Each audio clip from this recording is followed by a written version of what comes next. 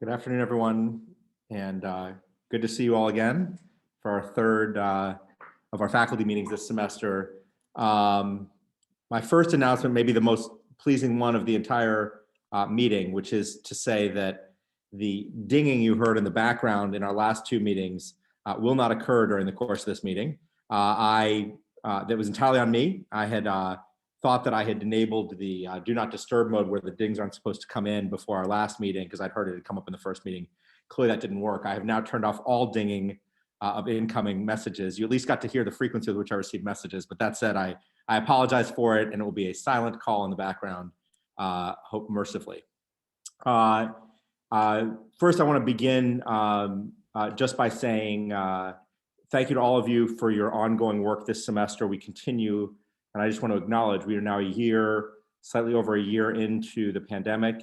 And as a result, we are now a year into living in extraordinary circumstances, all of us in different ways in our personal lives and in our professional lives. And I want to just acknowledge that, thank all of you for all you're doing, and reiterate the importance of community support in all the ways we have them. And if you ever need help in any way, to encourage you to reach out for that help.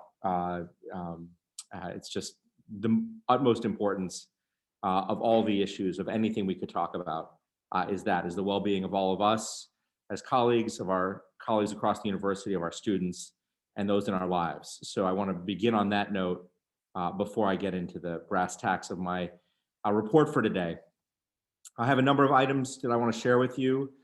Many fall in the mode of updating or sharing news and developments of various kinds. As you know from the agenda, I've also asked a couple of our associate deans to speak briefly about a couple of items, and then also David Mullaney, our director of IT, also to talk about a couple of developments, just to make sure everyone's aware of them.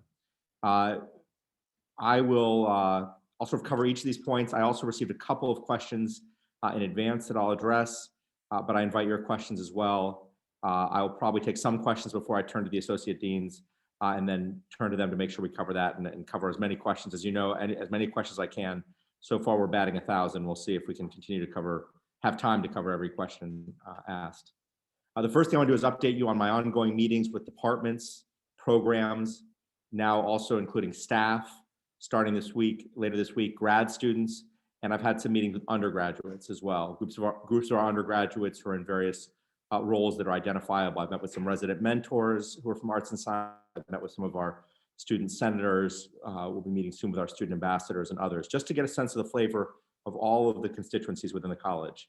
Overall, I just want to say, as you know, I've met with almost all of the departments and programs by now. I have a handful remaining in the coming days, and one or two in April because of their meeting schedules, but they've been fantastic. And I'm really grateful to all of you for your involvement and investment in them and your openness to me in those meetings, and more generally as not only a new leader, but one who you did not have a hand in choosing. I'm really grateful for how much you've shared with me and how much I've learned in those meetings. It's been really interesting for me because I've seen so many themes come out. And I've talked about them. I talked about them in our meeting in February, and I wouldn't say any significant new themes have emerged as this month has rolled on, but there have been points of emphasis, and certainly as to certain units, I've learned a good deal as well. It's been really valuable, and as I've said to so many, to me as a beginning point of a conversation, or just a starting point as I get to know each and every one of you through our engagement. I would say that the biggest focus overall has been on resources and allocation of resources in various ways, and that's something I'm absolutely seized of. The landscape analysis I spoke about in our last meeting is underway.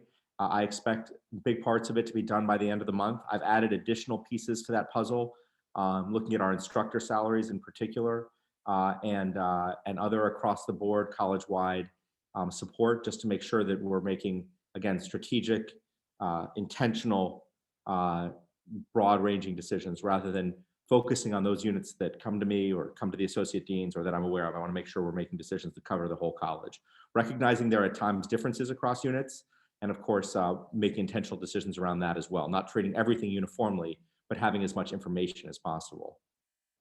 From the undergrads, I learned some interesting things I thought I would just share with you. Nothing hugely surprising, but really, I was very impressed by their level of investment and involvement on a range of issues. they had a lot of thoughts around degree works and how that system works. I know that's been a source of frustration for many. I should tell you that separate from the students, the provost's office has made it clear to us, as has the registrar's office, that we need to catch up on degree works. We need to be more facile with it. We need to be using it better, and it needs to work better for us, I need to say. Claudia Benitez Nelson is working in the lead role here in the college to both work through some of the kinks and identify kinks in the system that we can then seek support from degree works. We're talking to some other universities that have been more successful. As you know, has big problem, as you may know, for those of you who know this space, has big problems in the, for those who have double majors or dual majors of various kinds. It has problems with cross-listed courses and other things.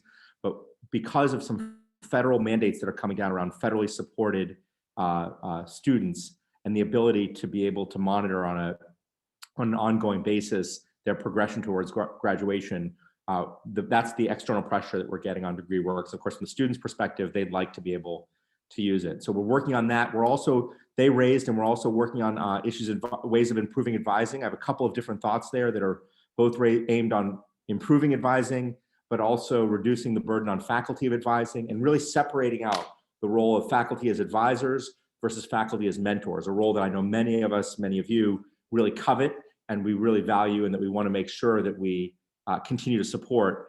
But so much of the advising is about the minutia of course progressions and credit counting and the like. And in that space, I'm a firm believer, and I know the university feels this way, but I would say I personally am a firm believer that that's best left to professionals in the advising space to allow our faculty to focus on the next order things, talking about advanced courses to take, of course, but then, of course, post-graduation plans as well. So really freeing you up in those ways, but allowing you to also have continuing ongoing engagement, which I know for me, and therefore I imagine for many of you, if not all of you, is the lifeblood of what we do.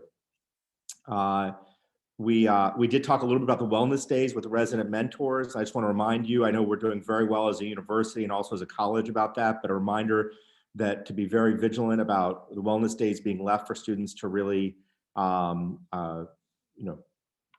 take time for themselves. So not to have exams or even to avoid having assignments due the day after. There hasn't been massive complaints or anything. It was just a topic that came up.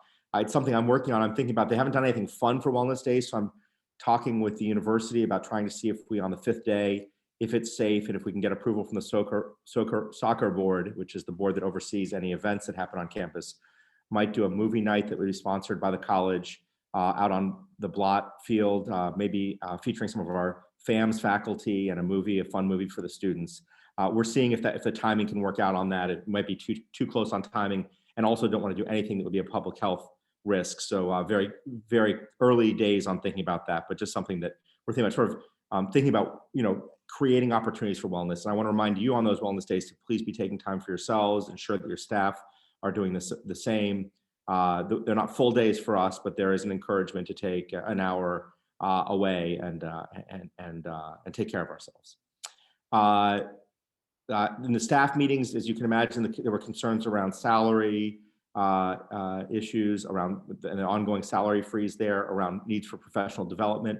But there was also a lot of talk of the need to streamline processes. This is something that's come up in a number of faculty meetings as well, and to provide more training. That's something we're actively engaged in here at the provost's office, in the dean's office, thinking of ways to really streamline processes to the extent we can. Some of the processes that seem burdensome are imposed on us by the university. Others were put in place for a range of reasons. To the extent that there are some that we can streamline, we are focused on doing that.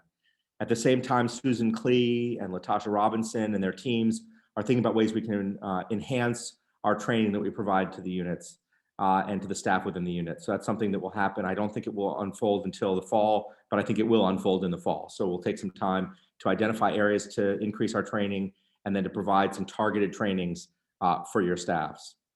The last observation I would make, and an email will go out from me either later today or tomorrow around this to the group, to the affected group, is as I start winding down the meetings, one broader observation I have is that without saying this has been true in every unit, I would just say across the board, our assistant professors have been less active in the conversation than other faculty. And this is not entirely surprising.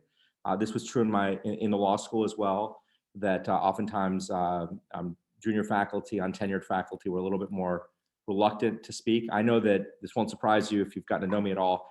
That was not my nature, but I actually at a certain point had a senior colleague of mine who would sit next to me at meetings and have me hand over notes about what I was planning on asking in the meeting, and nod if he thought it was okay for me to ask, and shake his head if he didn't want me to. And he was doing that to protect me from myself, I guess, because I tended to ask a lot of questions and push on a lot of fronts. But it occurred to me, without identifying units, that it might be nice just to have a conversation with untenured faculty. And so you'll be seeing a note coming out from me, again, probably tomorrow, inviting untenured faculty, assistant professors, specifically assistant professors, I should say, within the tenure track, to a couple of meetings in the next few weeks. I'm going to separate just because we have 93 assistant professors across the college, in case you're wondering. We have 40 in the sciences and 53 in liberal arts and social sciences, humanities and social sciences. So I'll be dividing along those lines. And I'm not doing that to create artificial division. I just suspect that there may be some questions around, for example, grants and grant management that will be more likely to come up in the sciences than might come up at least as much with others. And so we don't have 93 people in a meeting. I'm dividing it into two. So you can expect that. That's a chance to hear from you in that space. And again, it's just a chance for me to, in different ways, cut the pie of this college and hear from different constituencies in those meetings. That's my update on that front. I also want to share with you that, as you'll know, I've received hiring plans now from all of the units that submit hiring plans. I've met with our leadership team here in the college extensively. We've probably spent over at this point 16 or 20 hours meeting about the hiring plans, have some initial thoughts around it. And what happens next in the process is a meeting with the provost around our blueprint, which I have on April 1st. He will be sort of asking me questions about our plans and may have some suggestions or more than suggestions for me around that space. And then I would expect that at that point we'll be in somewhat of a status quo. We won't know, I won't be able to talk about hiring plans until after the board meets in June around the budget, because the budget is always susceptible to change, and in particular to budget cuts, until such time as that process is completed and approved by the board. So my expectation is to be able to talk to chairs and directors about decisions around the hiring plan in July. Now, why July? The reason is because in some of my meetings, I learned that at times in recent past, you've not been learning about decisions and opportunities to hire on the tenure track until mid-September. And at that point, for many, the hiring season has already started. So you're sort of starting off a back foot. So I want to give you as much advance notice as possible on that. And I share with all of you, much as I've shared with the chairs and directors, that I'm thinking about this in a multi-year way. I will have I expect to have 2 seasons of hiring plans to review. So I'm thinking about this in a multi-year approach rather than in a snapshot of just a single year as I think things through with the team. So that's just an update on hiring plans, because I know a lot of effort was put in by many of your units and by your chairs and directors in that process. I want to thank you. They were all very thoughtfully done. It was a pleasure to read through them. I also want to give you some updates on space. Many of these actually come out of the last Board of Trustees meeting, at which there was a vote of the committee that deals with space. Each of the committees on the board meets once a quarter, and then the full board meets immediately after those committee meetings. We have a strange arrangement with our board, or at least to me a strange arrangement, in that every board member sits on every subcommittee. There's some discussion about changing the board governance and therefore changing that, but that for the moment is the way things work. So all the board members are present for every meeting. And so there was discussion on space, and that led me to have a conversation with Garrett Gruner. So I just want to update where we are on a variety of fronts. I'll end by talking about where we are specifically with regard to the news coming out of the board meeting. The first is, and by the way, Janice, I don't know if you're seeing, but it looks like David Mullaney's screen is the largest screen here, is the one that's being focused on, at least to me. I just, for the recording purposes, want to note that. The Humanities Office building, I've been through that building, as have I think the chairs and directors in the Humanities Office building. A good deal of the work has been done. Again, much of it's going to be behind the scenes, but it's really focused on repairing the damage from the flood, but also improving some conditions. So there's been work done on some windows, including providing window filming with UV resistant film, which is intended to hopefully change some of the extra heat that comes in the warm months and some of the cold that comes in during the cooler months.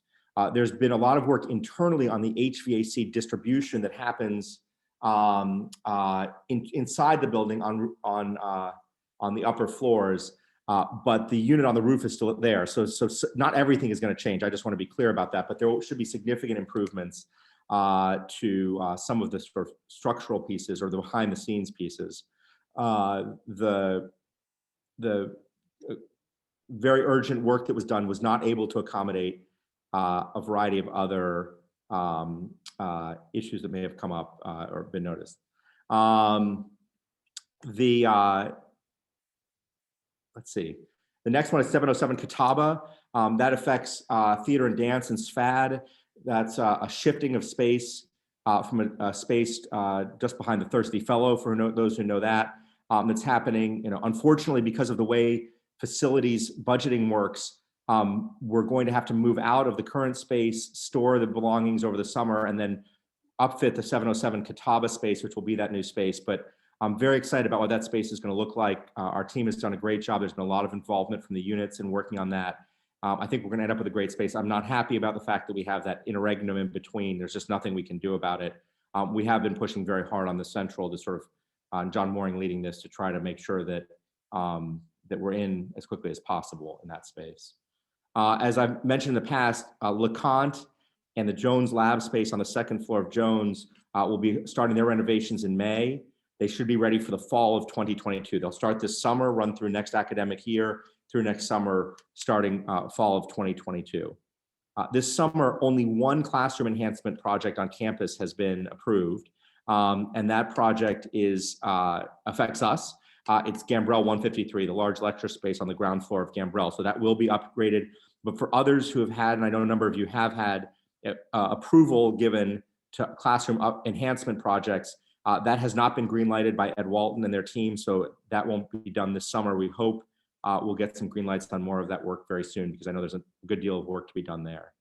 There's some work being done in Booker T. Washington, some work being done on windows based on some federal grant funding, and on the civil rights exhibition space, again, based on a federal grant fund. We're hopeful for some additional funds, but those are the two projects that will be happening in the near future.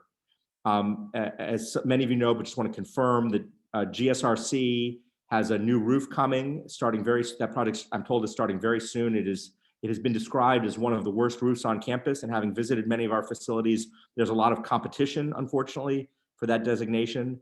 I say that not tongue in cheek, I say that quite seriously, but that should be happening relatively soon.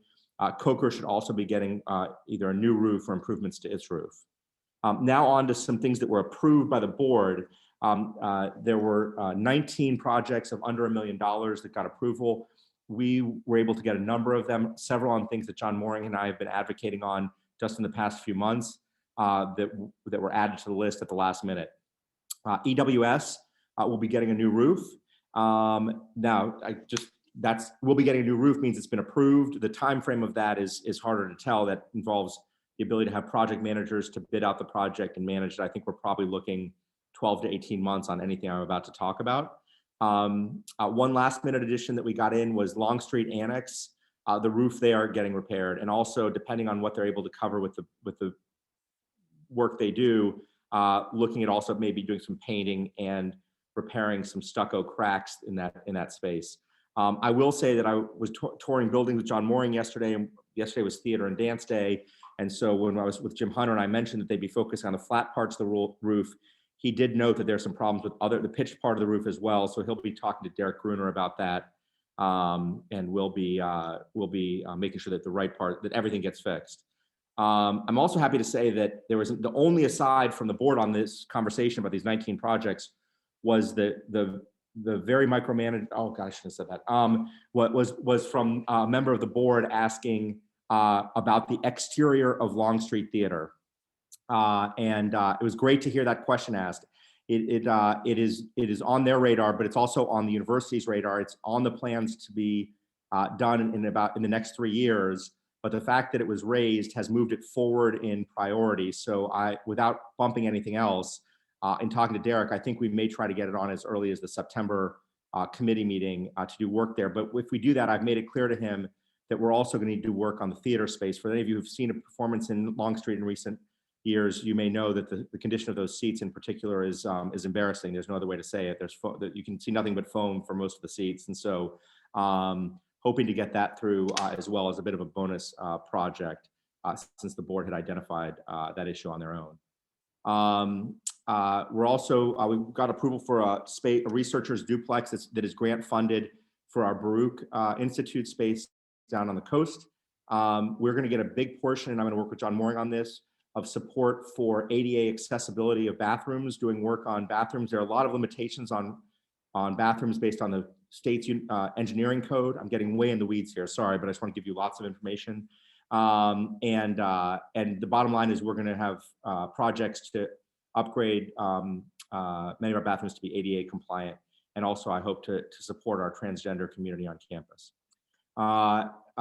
The other thing to say, which is probably the biggest piece of news, so I'm ending with the one that will be most surprising to many of you, is that we got through 2 projects totaling $1.9 million in support for the humanities classroom building. They're 2 very different projects. One is going to focus on the guts of the building, and specifically the extraordinarily fluctuating temperatures that those of you teaching that building know about. We have recorded temperatures of over 90 degrees in that building at times. So they're going to be doing work on HVAC, some of the systems, maybe even some of the bathrooms in that building. Bathrooms, as you may know, are very expensive to do. So they, in terms of maximizing funds, they're some of the last things they get to. But to do that, but the second piece of that is a second project that John and I had been advocating on, and I know Lacey before, I should say, to beautify that space. So to do cosmetic renovations to the classrooms, to do some interior renovation, upgrade some AV, but above all, to sort of lay down carpeting and do some other things. And actually, in some cases, pull up carpeting, because as I understand it, Derek got in the weeds with me, but there's some terrazzo floors there that are quite beautiful. So the key there is to beautify that space. And so they're very focused on that. That's a high priority project for Derek and his team. All right, I wanted to talk a little bit about the REACH Act, which many of you have followed, the founding documents course requirement. That's going through the process of approval by the state. So we're closer to that actually happening. It's gotten through the House, is being discussed in the Senate. This is the act that would require the teaching of a founding documents course.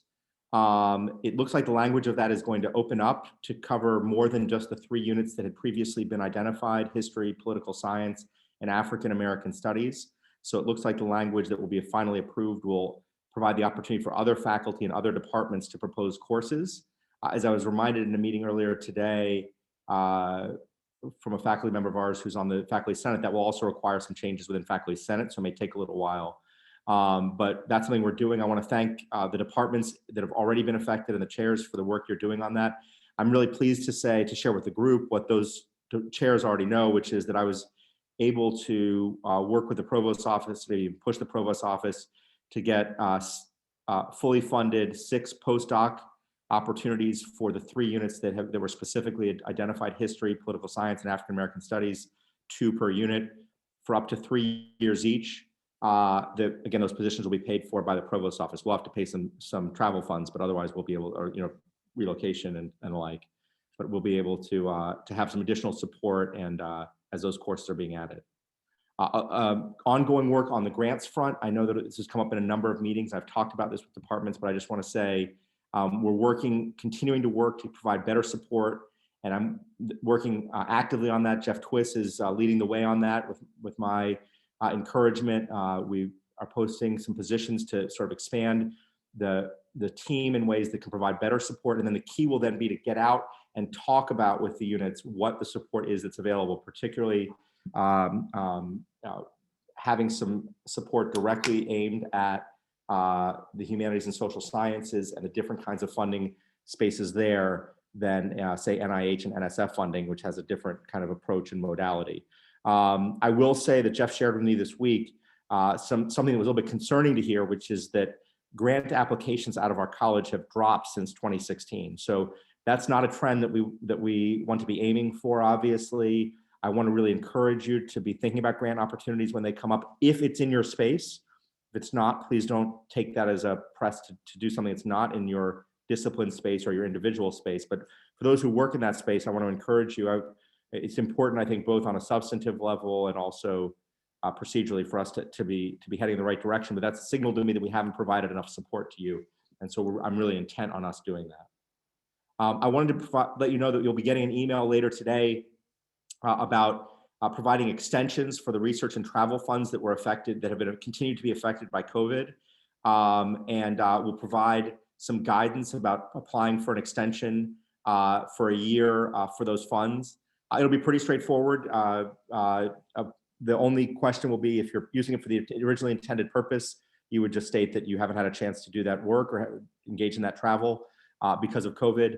For those who are asking to use it for different purposes, I'm going to ask you to explain why you would use it for different purposes. I'm just concerned about, if we're going to shift purposes, fairness to other colleagues who may not have applied for grants in that year. That said, there will be funds made available in the fall. We'll have a process in the fall as well, so this will continue. It's not that this is going away. I just want to be clear about that. So we'll have it sort of be a parallel process. But you'll get an email today asking for submissions for extensions for those who haven't been able to use those funds. I want to thank everyone for your flexibility on classrooms for the fall. I know that that's always something that comes up every year, and I want to just thank Claudia again for working with Aaron Martyr in the Registrar's Office to try to both lobby on our behalf for some of the large classrooms in particular, and then also to get a better understanding of how those decisions are made. Just want to mention that I've been meeting regularly with the Dean's Advisory Group, which was recently constituted, as you know, and also with the Academic Planning Committee. Really grateful for those who are serving on it, and those of you who nominated folks who are on those, particularly on the Academic Planning Committee. For the Dean's Advisory Group, I think what we're going to do is have 2-year terms for that, rotating half off each year, so that we can have kind of a continual group on the Dean's Advisory Group. And so for this group that's on there now, I'm going to ask if they'll stay on for another year so we can continue to meet and work together. But there'll be opportunities for others in the college. I really wanted to make sure I made the 2-year window so that we can get as many people who would like to participate in that process to be able to do that for a maximum number of voices to be heard.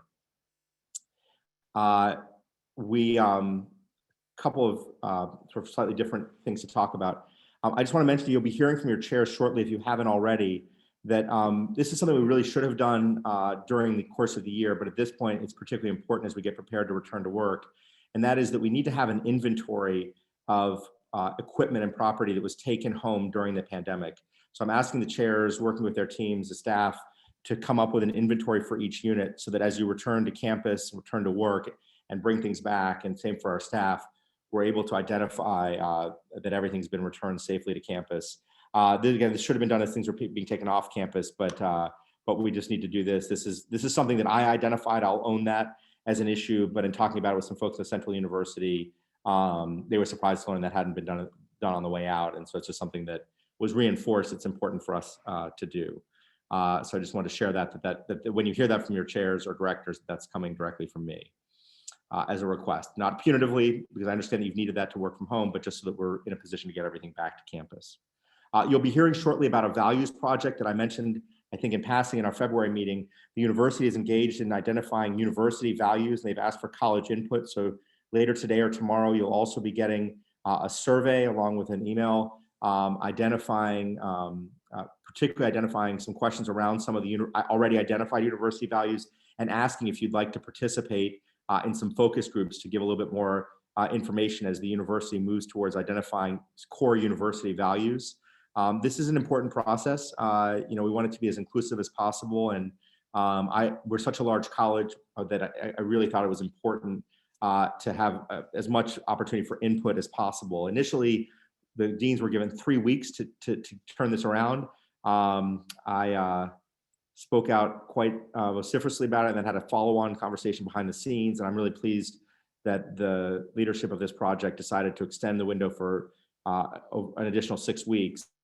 So by the time we get the announcement out, we'll have basically 8 weeks. We have till May 7th, I think, to get, or May 5th or May 7th, to get responses in. So there'll be an opportunity to engage around university values. And this has me thinking about our college's values. That's a conversation I'd love to explore a little bit in the fall, but this is just a chance to think about what the values, the underlying values of the university are. So when you see that, I just wanted you to know where that was coming from. I want to thank everyone who's involved in Gamecock Teaching Days and thank Nina Moreno and Christy Friend for their work on that. That happened back in early March. We had 13 faculty who are among our most innovative teachers conduct teaching demos for colleagues, followed by some discussion and idea sharing. And we had over 123 members of the faculty attend that. And that's the largest in our 3-year history. And so I just want to say, and we got some enthusiastic responses, thank you to all who participated in all ways. It's exciting when we're having to be separated as we are and having to work under these unique circumstances. To see this level of engagement and of interdisciplinary conversation surrounding teaching was really exciting. So I just want to say thank you to all involved in that. I want to spend a minute before I address a couple of questions I got in advance, talking briefly about the article that appeared in the state newspaper on Friday. It was deeply dismaying to me to see, that's an understatement I should say. I've been engaged for the last 5 days with university leadership and others around this. I would have liked to see and would like to see stronger responses by the institution. But at the core, I want you to know I'm leading out on conversations at the university level. I did today on the Council of Academic Deans. I did with the University General Counsel this afternoon. I think it is very important for us to have an environment where everyone, student, faculty, and staff alike, feel safe, where we have inclusion, where we have transparency, where we have intentionality, and where we have accountability, all within the bounds of due process and the rule of law. But at the end of the day, I feel very strongly about this in all matters. And I just want you to know that. And I encourage you, if you see or experience any yourselves, to please reach out, whether to wherever you feel safe with. Certainly always feel free to reach out to me. If you're more comfortable reaching out to your chairs, to the university ombudsman, whatever it may be, EOP, the new Title IX office as it's being stood up. But I know, like many of you do, that many of these issues have not been fully vetted or handled over the years. And I don't speak now just to the state newspaper article, but more broadly, or that there's often a pushback that one receives. And I don't want that to discourage anyone on this call or anyone you may be advising, student, staff, or other faculty, from letting everyone you can know when you see something or experience something that needs to be remedied, because it does. And without knowing, nothing can be done. And I just want to let you know from my role as your interim dean how fundamental that is to me. Turn now to the 2 questions that I received in advance, and then see if there are questions before I turn to the associate deans and David.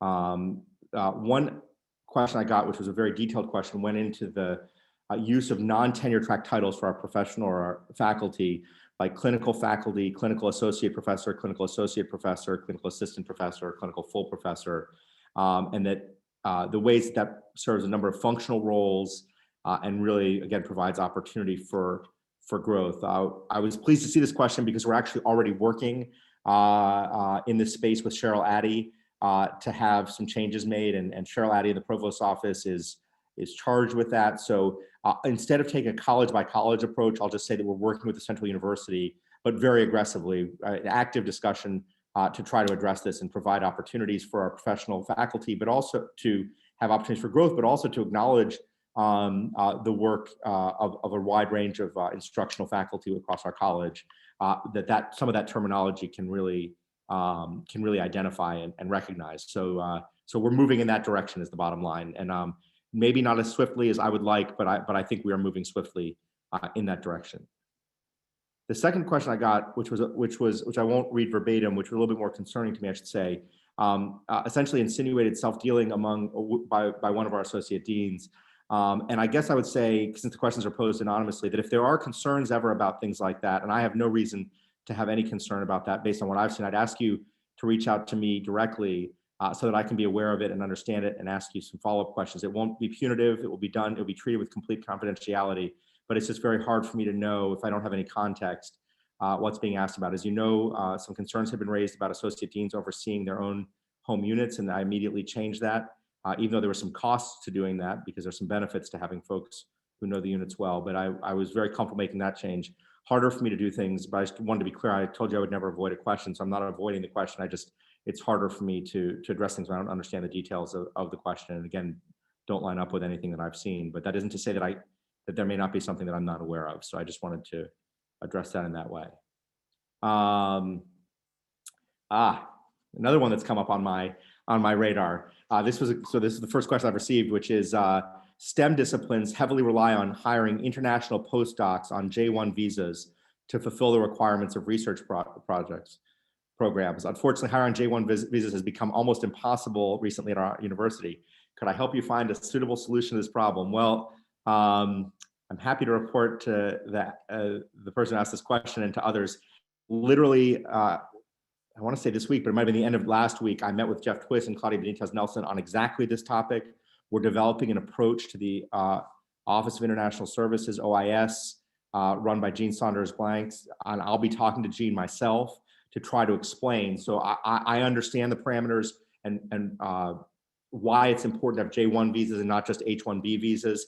And so I'm going to really try to talk it through with Jean and try to make the case. So I'm going to be advocating on that within the next 10 days, as a matter of fact. So it's very much on my radar. And frankly, I would have made the call last week, but Jeff, Claudia, and I agreed that it would be helpful for them to give me some talking points beyond what I already had been able to sort of soak in during our conversations, just to make sure I hit all the points in that conversation. So I'll be setting that up with Jean next week. So I hope to have some good news on that front relatively soon.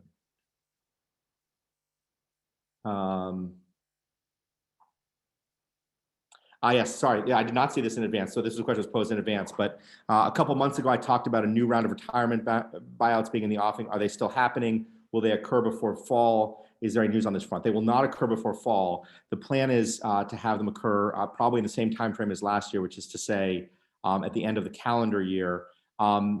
Likely right now, it looks like they would be similar to the group that was identified for last year. The question is whether to expand that group in some way or another.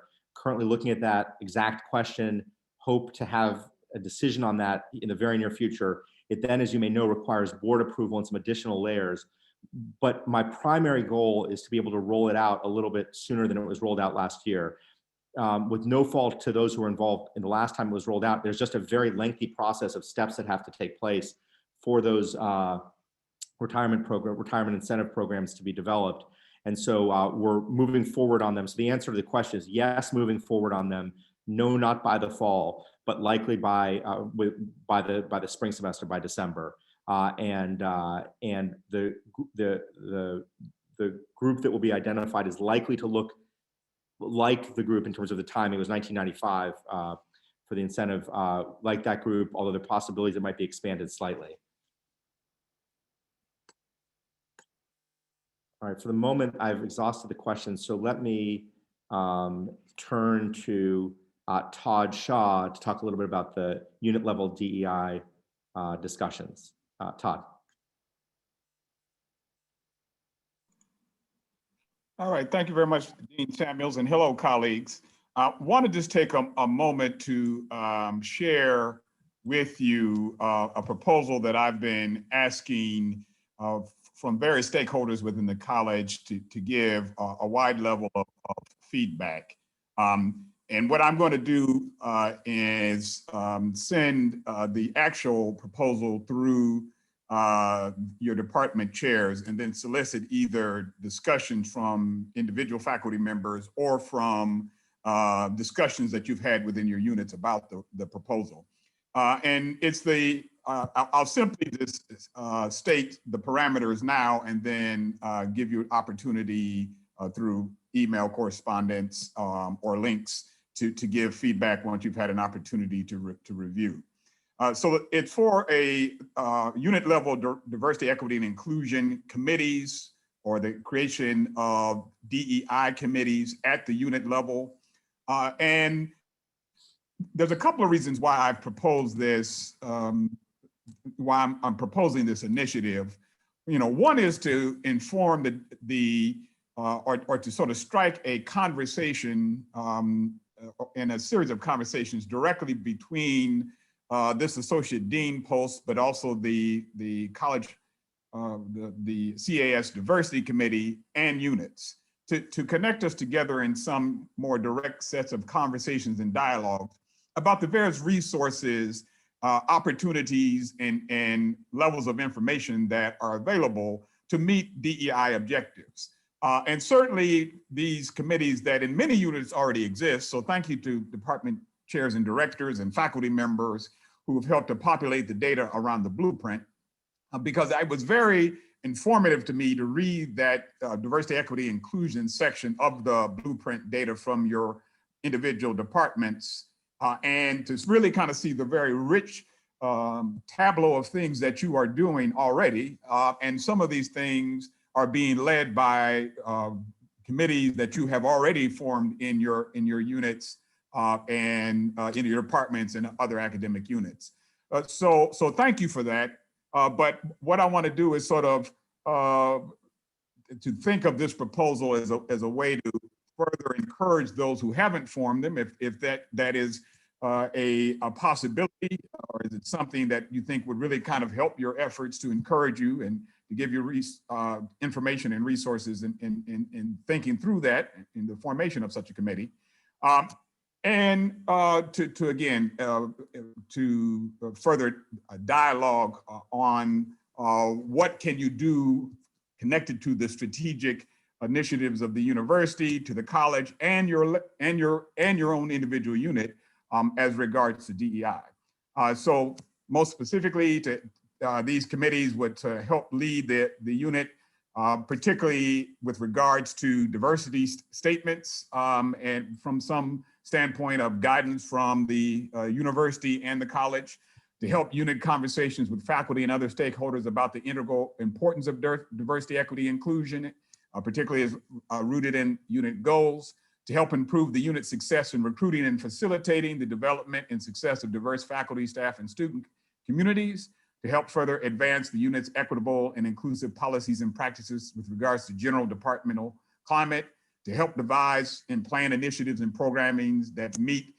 and promote diversity, equity, inclusion goals, and to foster active and meaningful dialogue and collaborations between the college, the university, and these committees.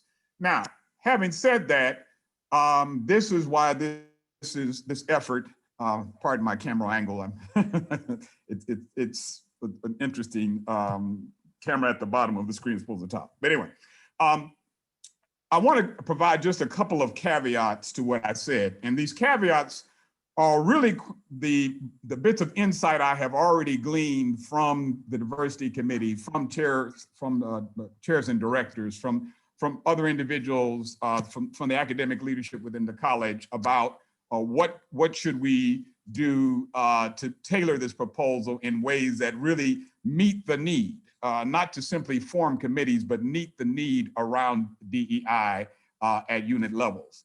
So let me just sort of add these 5 things and then stop for any general questions, although you'll have an opportunity to respond very directly.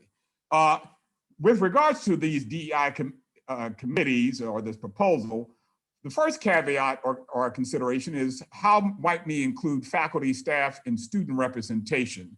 If not on the committees itself because of the particular nature of what you want to tackle, how can you add those voices so we can have all stakeholders within the unit actively engaged in these DI conversations?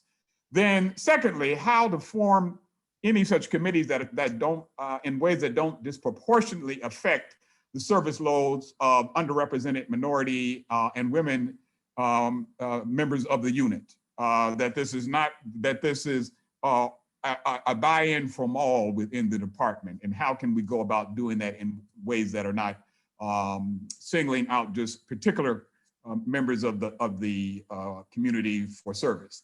Then how might we do this in ways that don't adversely affect smaller units and interdisciplinary units? Is it possible for smaller units to decide that really it's more effective to be represented on the college-wide committee and maintain some representation there?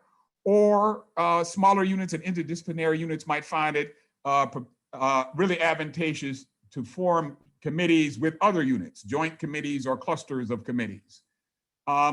Fourthly, how each unit may respond according to its capacity and its needs. So this is not a one size fit all. It's the what is the need and what is the needs within your units as it relates to DEI questions, and how can you meet them in given your capacity. And so I certainly not only just welcome but embrace flexibility in how we get to these objectives. And then 5, and I think this is quite important, this not being an unfunded mandate.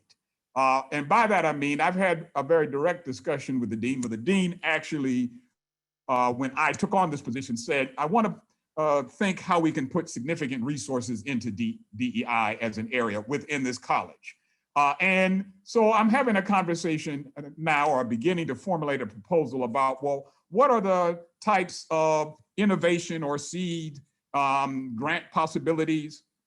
Again, don't hold me to it because it's not on paper yet, but what are the possibilities of how I might be able to, or we as a college might be able to provide funding opportunities directly to these committees or these efforts within departments that help you with particularly pipeline and recruitment prospects, you know, and thus sort of give you resources in the financial sense, but also in the information and opportunity sense.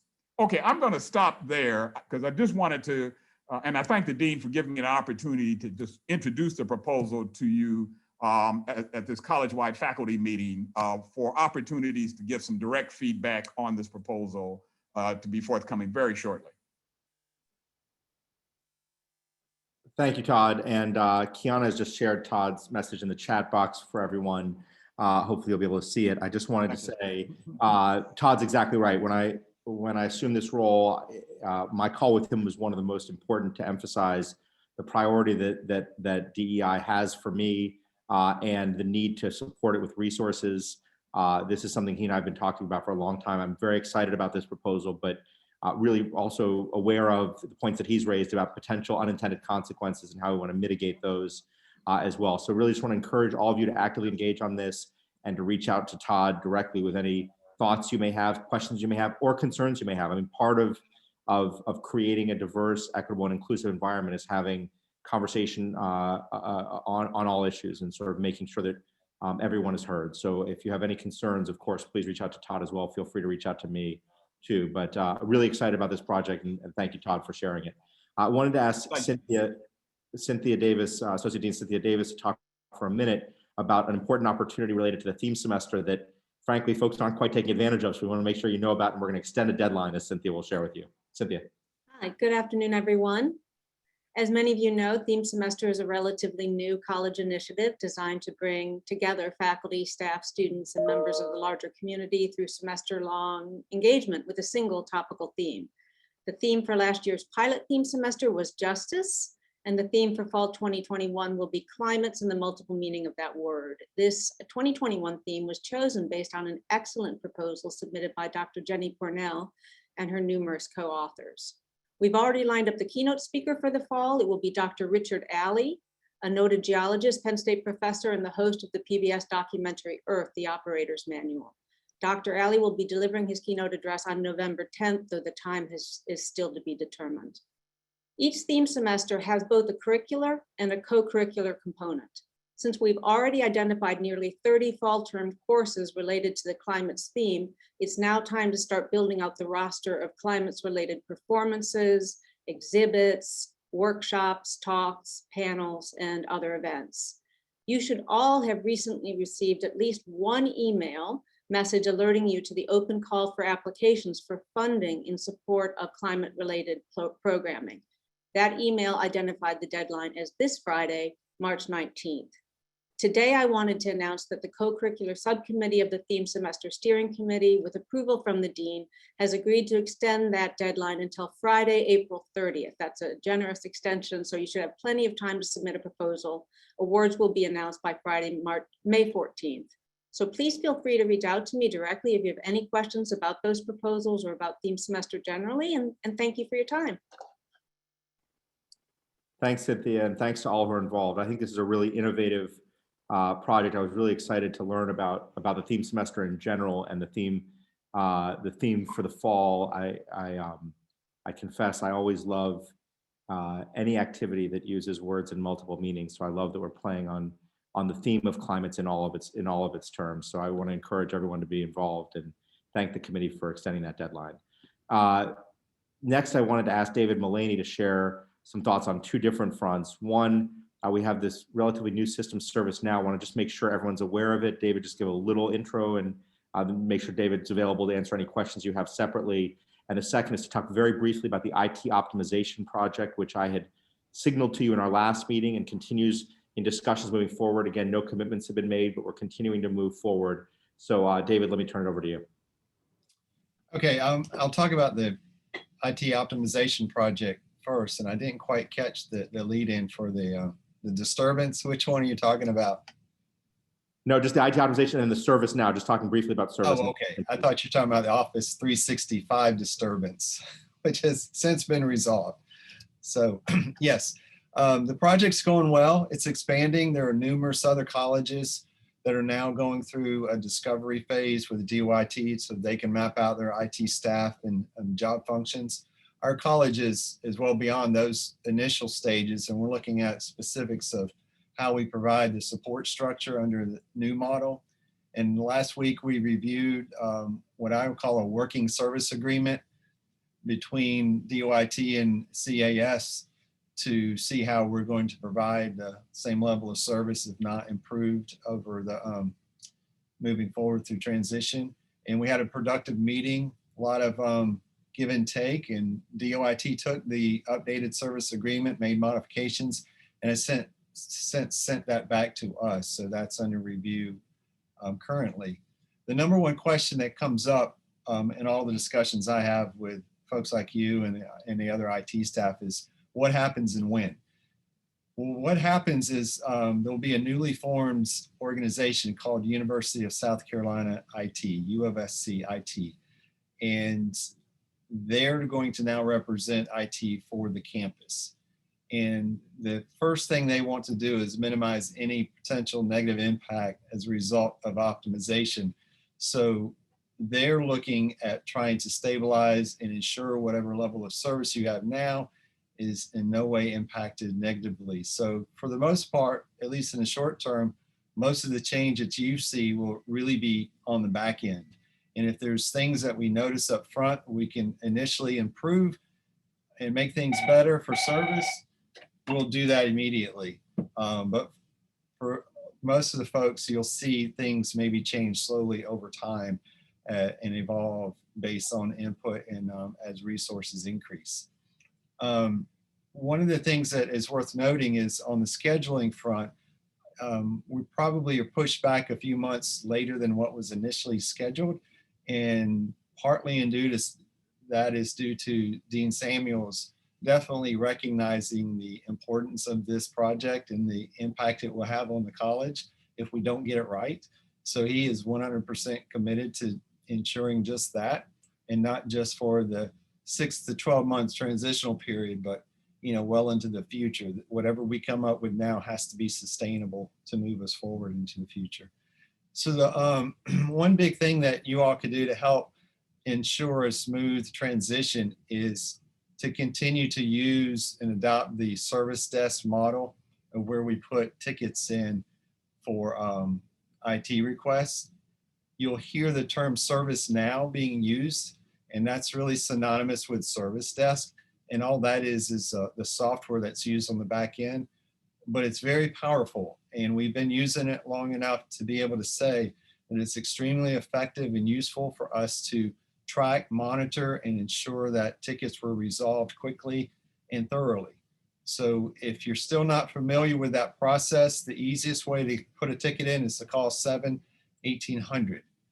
The second way, if you want to log into it, is go to sc.edu/IT help. And both ways will get you into the system, and you can put a ticket in and it'll be routed back to the appropriate party. My concluding thought is that my staff continues to work as normal, except we do that now with an IT toward optimization about everything we do. So as we come across opportunities within service to enhance or improve that. We're actually doing that now in anticipation of doing that at a larger scale when we officially move over under the new service model. Last thing is UFSCIT is going to be the new name. So DOIT, do it, is not going to be used anymore, and I probably will use it for the last time in this presentation.